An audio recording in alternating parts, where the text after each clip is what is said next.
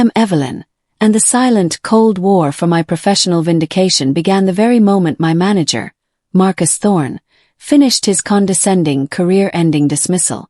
This was the start of my ultimate corporate revenge story. I was sitting rigidly in his large, empty, and acoustically perfect office, a space designed to amplify his singular authority, listening to the predictable, cruel termination script. "Toxic boss. Evelyn," he droned, placing my thick severance papers across the desk with a dismissive flick of his wrist. "Your performance reviews show consistent overcomplication. We need aggressive speed, not slow academic rigor. Frankly, that entire excessive effort you spent on the Aurora compliance certification was an utter waste of company time and budget. It's an irrelevant, niche, useless piece of paper in this aggressive market." He was terminating my contract, citing my perceived slowness and my obsession with irrelevant regulatory details. My hands tightened into hard, white fists beneath the desk.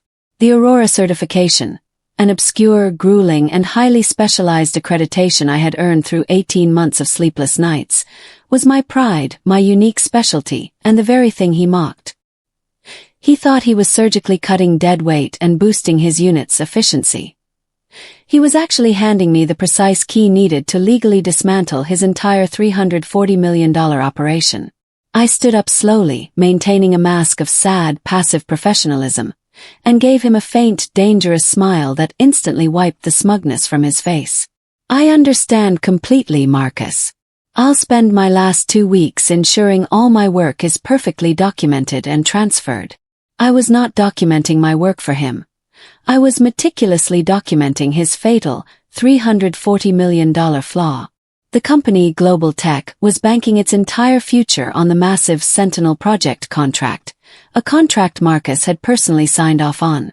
And I, armed with my mock certification, knew that contract was already legally voidable and ticking down to zero. The true, deep, stinging core of Marcus's betrayal wasn't just the administrative act of firing me. It was the years of systematic, public invalidation of my specialized intellectual value. He had spent months openly deriding the immense effort I put into the Aurora compliance certification, calling it a hobby certificate and a joke in front of colleagues and executives, systematically stifling my advancement and blocking my promotions.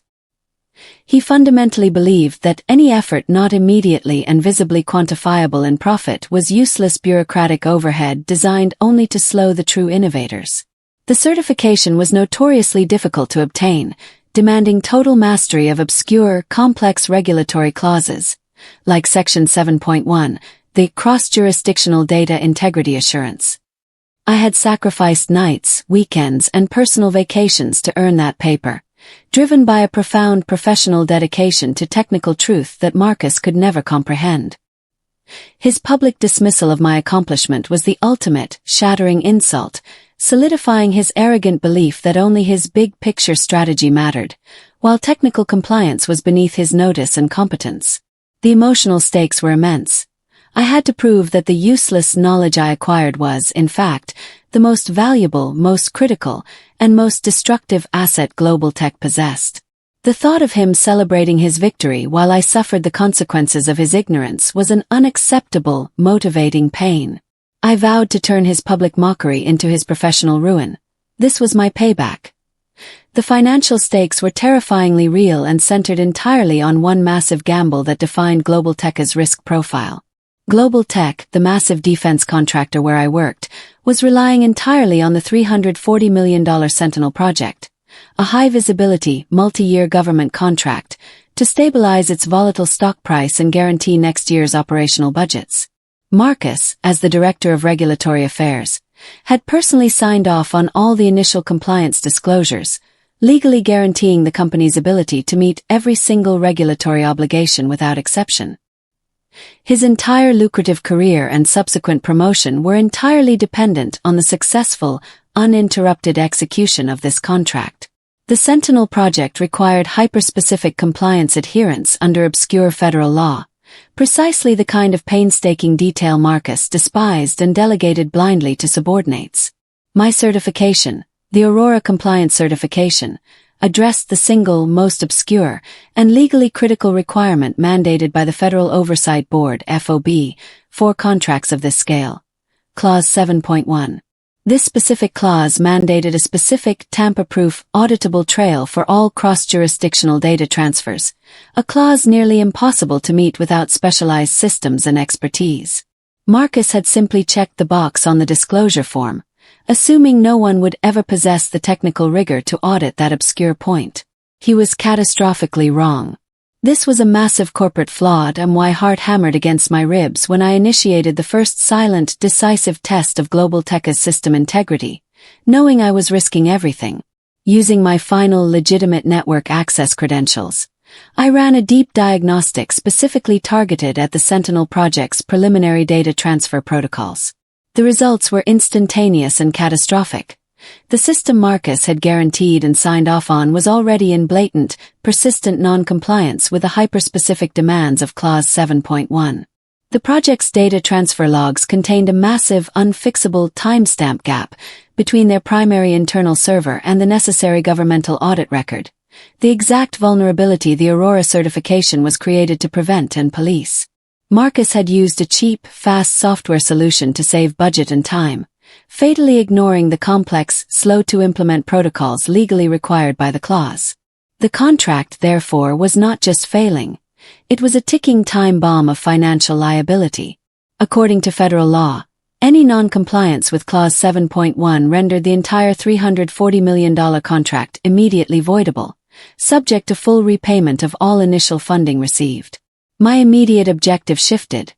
I had 2 weeks of legitimate access to quietly and perfectly gather the irrefutable digital proof of this violation before my access was revoked and I was locked out of the system forever. This was the start of my silent sabotage. My 2-week notice period became an intense, focused, covert operation that demanded total mental and emotional discipline. I had to maintain the facade of meek compliance, spending my days publicly updating the dull, outdated training manuals Mark assigned, all while my brain was running high-speed encryption and forensic algorithms. The critical high-stakes task was securing the evidence, the specific, massive server log files that definitively proved the violation, the persistent timestamp gap. These files were immense, gigabytes of compressed data, stored on a secured, segregated server requiring specific network authentication protocols to access. I knew Marcus was monitoring standard email and document transfers, specifically looking for signs of sabotage or industrial espionage by the exiting employee. I had to act entirely outside the typical network framework, relying on obscure, forgotten administrative protocols. The stakes intensified with every passing hour. If Marcus's IT team discovered any unusual access patterns, I would be fired instantly, my severance withheld, and all my hard-won evidence seized. My specialized technical skill, acquired through relentless self-study, was now the only thing protecting me from total failure and financial ruin. This was a personal heist for justice. Marcus, enjoying the last fleeting moments of his perceived corporate triumph, immediately became suspicious of my unusual calm compliance. He sent me a peremptory, demanding email requiring that I hand over all project files, encrypted passwords, and server access keys immediately, trying to rush my exit and minimize my remaining network time. His email was a thinly veiled attempt to seize control of my work and ensure the system was clean. This request triggered an immediate internal alarm. I knew the secured server logs were my only proof, and if he gained control, he could easily purge the evidence of his negligence with a single command. I countered his demand with a calm, professional delay, citing the need to meticulously audit the transfer logs for final quality assurance and chain of custody integrity, a phrase that sounded tedious and bureaucratic enough to deter his impatient interest. This bought me a crucial 24 hours of operational time. I realized my technical revenge needed to accelerate immediately. I had to identify the specific server log files that proved the violation, the timestamp gap, and copy them off-site before the end of the day. The entire weight of the $340 million contract was now resting entirely on the integrity and security of my untraceable external hard drive. This was my career justice. The critical phase of evidence retrieval began late that same night, executed under cover of the building's silence. Using an obscure administrative loophole I had discovered years ago in the system's nightly backup protocol, a loophole so specific only someone who meticulously obsessed over compliance manuals would ever find, I gained temporary, read-only access to the secured log server. The specific files I needed were immense. The compressed data logs from the past 6 months, proving the persistent timestamp gap violation of Clause 7.1, spanning thousands of transactions. Copying them onto my personal encrypted external drive was a slow, agonizing, nerve-wracking process that took hours. The external drive was disguised as a generic office supply and connected via a local console port I knew was non-monitored. Every percentage point gained on the copy progress bar felt like a personal, vital victory against Marcus's incompetence. The emotional core of the effort was the quiet affirmation. My slow attention to detail and patience was finally delivering catastrophic speed. I successfully secured the evidence off-site just before dawn, ensuring that even if Global Tech wiped their entire server the next day, the truth was permanently preserved and safely in my hands. This was my vindication. The next morning, I delivered the ultimate corporate bluff to end my legitimate tenure.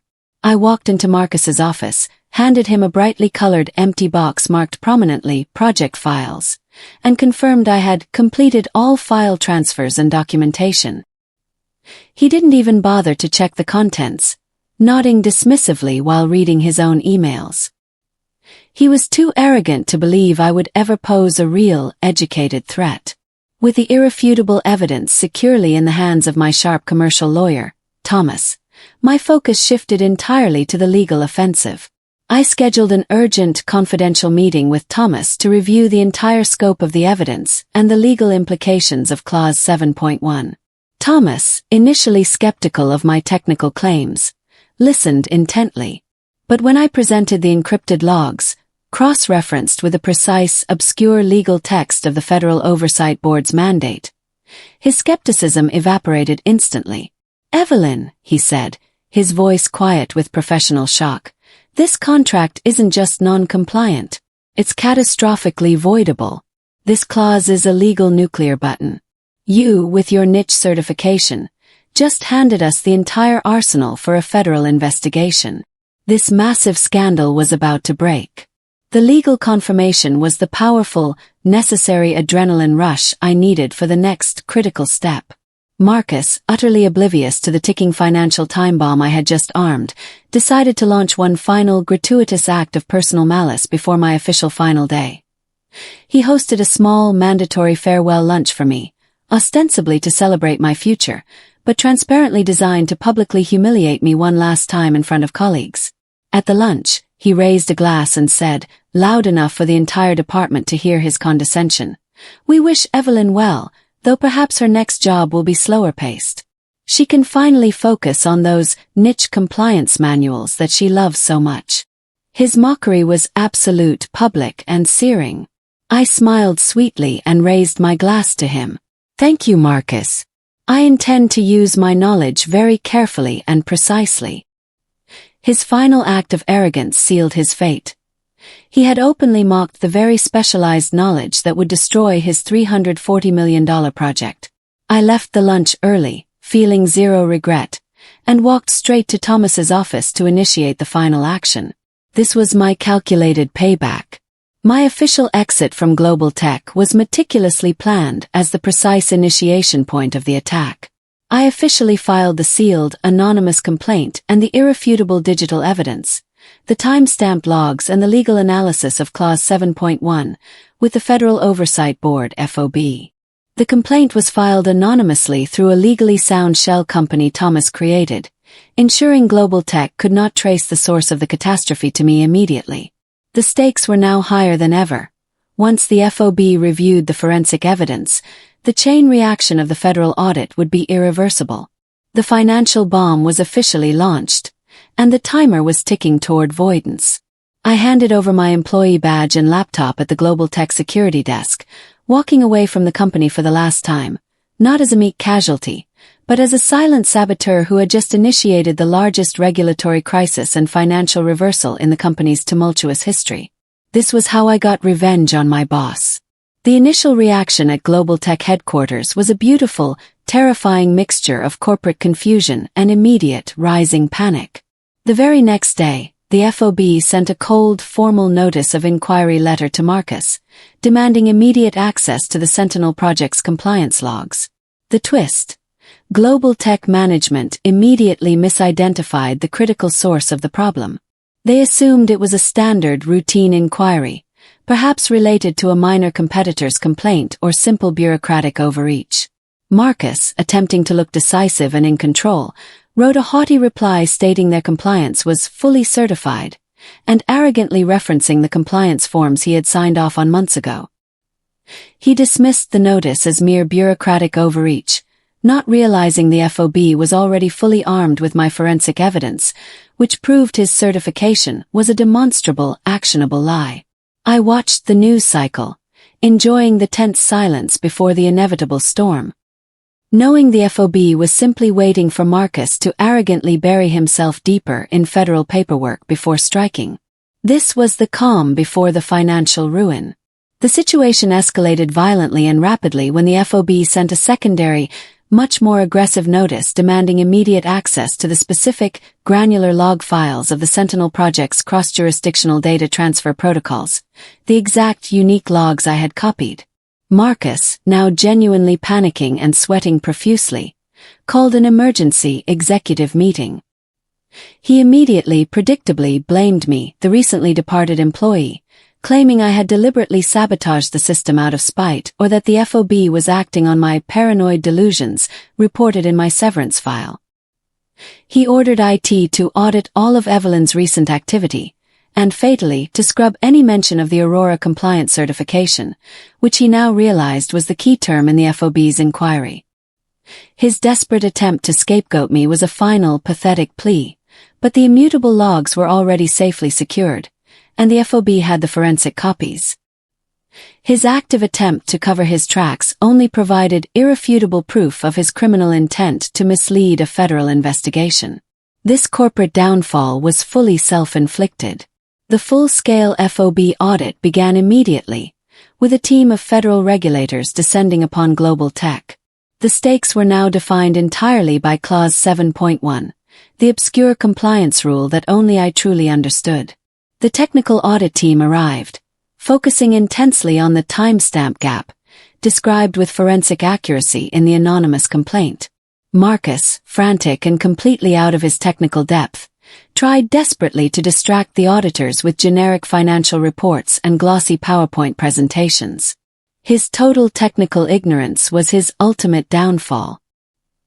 He couldn't answer the auditor's precise questions about cross-jurisdictional synchronization and data integrity. In a fit of pure desperation, he secretly called me, my personal cell phone, a desperate, pathetic attempt to beg for the compliance knowledge he had so publicly scorned.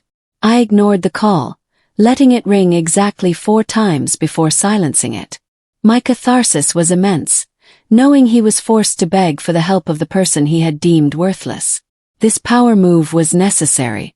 In a moment of utterly catastrophic hubris, Marcus committed professional suicide by lying directly to the federal auditors under oath. Cornered on the subject of the persistent compliance failure, he falsely claimed that Global Tech had full Aurora compliance, the very certification he had ridiculed. He falsely stated that Evelyn Me had failed to follow his explicit directives to secure the audit trail, attempting to shift the blame posthumously. The auditors, however, were not fools. They were federal investigators. They immediately demanded definitive proof of the Aurora compliance system he referenced. They then subtly presented him with a printout of my final severance papers, chillingly reminding him that the only person holding that specialized compliance knowledge had been fired for being too slow. The irony was a legal masterpiece of poetic justice. This was my mic drop moment. The inevitable demand for definitive, irrefutable proof arrived. The lead technical auditor, a sharp, unsmiling woman, demanded to see the specific server log files that would either definitively prove compliance or confirm the existence of the catastrophic timestamp gap, detailed in the anonymous tip. Marcus, having failed to purge the logs in time and realizing his final bluff had failed, was forced to present the raw, undeniable data. My evidence, the perfect digital capture of the failure, spoke for itself with cold, hard facts. The auditors spent a brutal 48 hours reviewing the data, and the conclusion was inescapable. The non-compliance was massive, deliberate, and existed exactly where my initial diagnostic had predicted. The FOB immediately initiated the final paperwork for the irreversible contract voidance. This scandal would define Global Tech's future. The Federal Oversight Board officially issued the final, devastating notice of voidance for the entire $340 million Sentinel project contract due to irrefutable, catastrophic non-compliance with Clause 7.1. The notification was public, immediate, and utterly damning.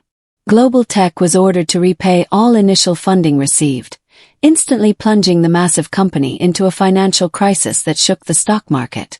The emotional core of my revenge was complete. I hadn't just settled a personal score. I had structurally corrected a massive, systemic failure that Marcus's arrogance and greed had created. The quiet efficiency of compliance had triumphed over the loud, ignorant bluster of management. This was checkmate. The media frenzy was instantaneous, relentless, and unforgiving. The story of the $340 million contract collapse and the technical non-compliance scandal dominated the global news cycle. Global Tech's stock tanked violently, erasing billions in market value in a single afternoon. The irony was everywhere. A massive, arrogant defense contractor brought down by a single, obscure, hyper-technical federal clause.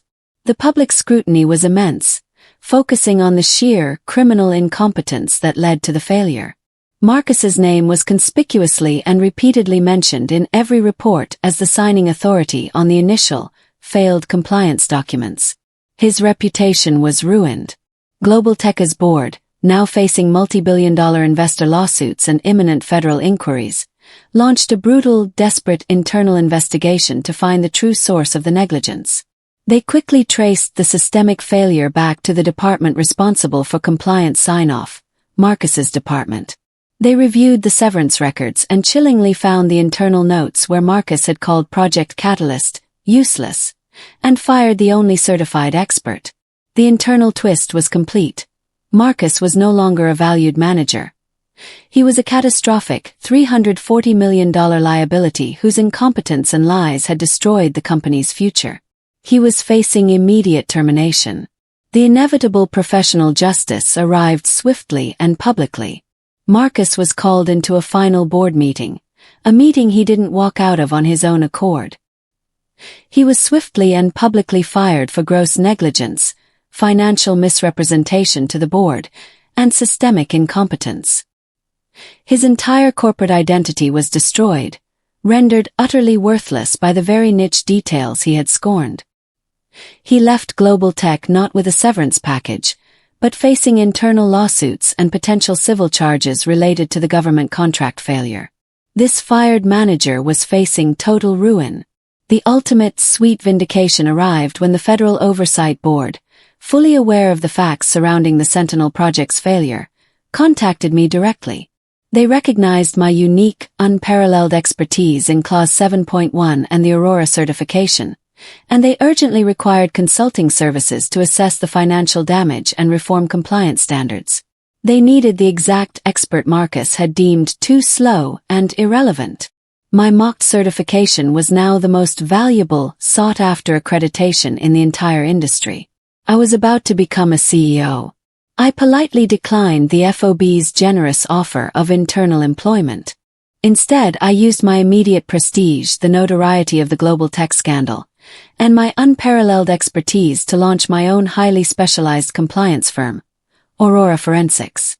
My company specialized in exactly one thing: auditing large government contracts for perfect Clause 7.1 compliance. My reputation, built on truth and technical rigor, ensured instant, overwhelming client demand, filling my calendar for years to come. This business success was my final goal. My revenge was complete, surgical, and permanent. My firm was the only viable solution to the precise regulatory problem Marcus had created. As a final symbolic act of closure, I sent a single simple invoice to Global Tech, not for the millions in audit fees, but for a token consulting fee of $10. The payment was processed and finalized. A small, final admission of defeat. I got the money, the power, the new firm, and the sweet, absolute satisfaction of knowing that my useless piece of paper had delivered silent, perfect career justice.